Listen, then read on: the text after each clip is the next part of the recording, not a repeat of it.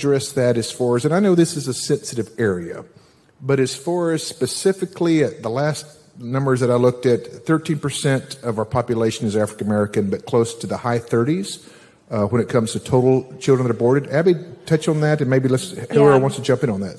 So 13%, like you said, 13% of the population of the United States is African American. But if you break it down further than that, only about 3% of the population are African American women of reproductive age. So we're talking about 3% of the population is making up over 35% of the abortions in the United States. I mean, so... Wasn't that Margaret Sanger's original? And that was Margaret Sanger's original plan. And Planned Parenthood recently came out and admitted it, right? So recently, after the pro-life movement has been talking about this for literally decades, okay? Planned Parenthood, and they have been saying, that's not true. The pro-life movement, they're a bunch of liars. Absolutely, we were not founded on racism. Absolutely, we were not founded on eugenics. They have been calling us liars for decades, okay? About a year ago, 300 former Planned Parenthood workers came out in a letter, an open letter to Planned Parenthood, saying that they were treated less than.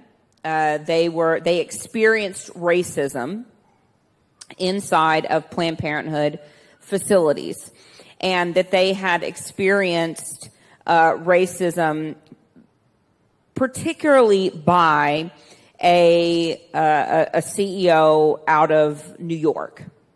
And so, you probably didn't hear anything about this letter. Most of you probably didn't hear anything about it, right?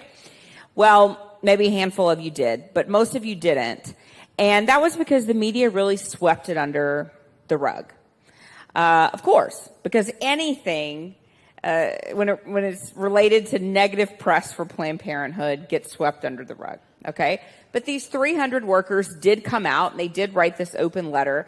Now, they stopped short, of course. They didn't talk about the fact that 79% of Planned Parenthood facilities are in minority neighborhoods, right? They didn't talk about this, 13 or even further 3% of African American women are making up over 35% of abortions. So they stopped short there, okay?